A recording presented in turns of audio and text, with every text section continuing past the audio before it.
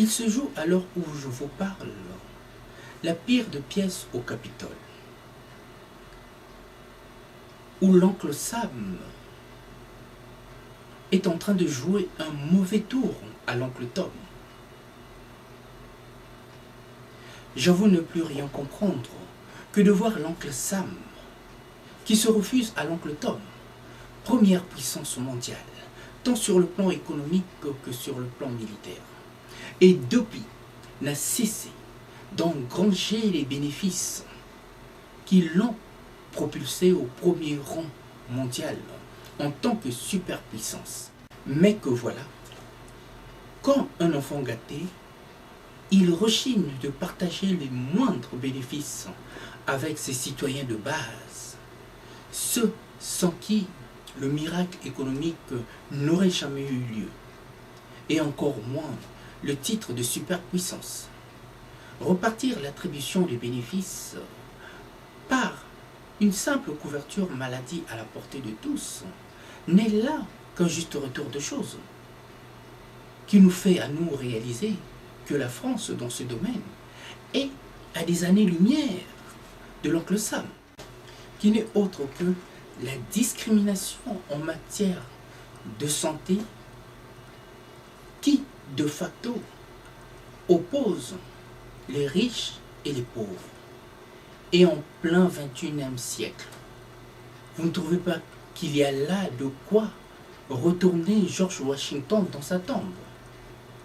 Si j'ai bonne mémoire, le premier amendement de la Constitution des États-Unis stipule comme quoi que le Congrès ne fera aucune loi qui touche l'établissement ou interdire le libre exercice d'une religion, ni qui restreigne la liberté de parole ou de la presse ou le droit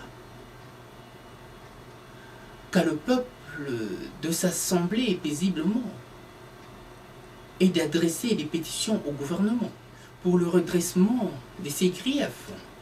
Et parmi ces griefs aujourd'hui, l'inéquité en matière de santé, qui fait tant tache d'huile à une constitution américaine devenue pour le moins caduque par l'opposition de ces républicains qui sont loin de réaliser la précarité dans laquelle vivent un bon nombre des citoyens américains, qui souvent sont les fourmis à la base des grandes réalisations qui font la fierté de la nation au drapeau à 50 étoiles. L'opposition que mènent les républicains relève presque de l'indécence aux yeux du monde. Quand la politique s'aventure à servir que ses propres intérêts, au lieu de tout faire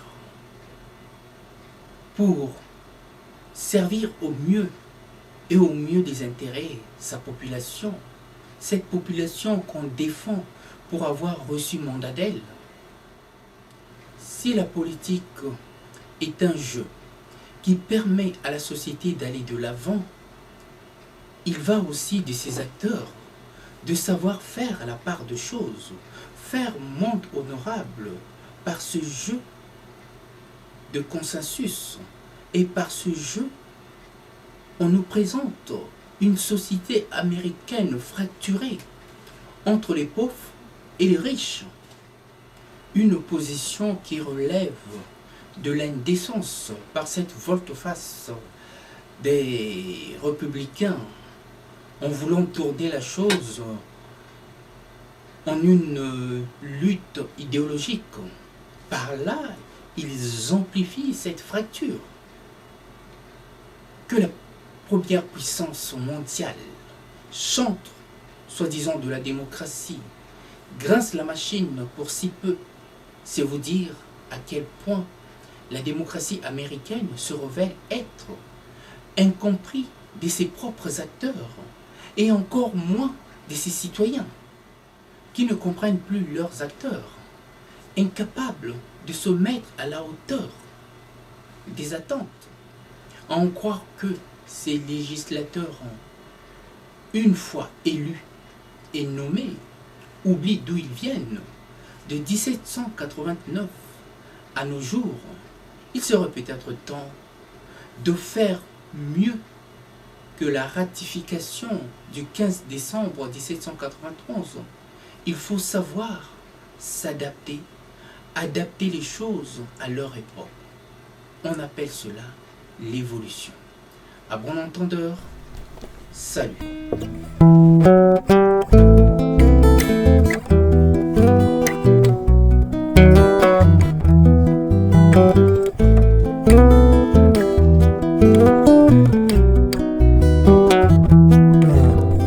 Un jour, tu t'en iras comme une voix qu'emporte le vent, comme une voix qu'emporte le vent, au-delà des mers. Un jour, tu t'en iras comme une voix qu'emporte le vent, comme une voix qu'emporte le vent, au-delà des mers.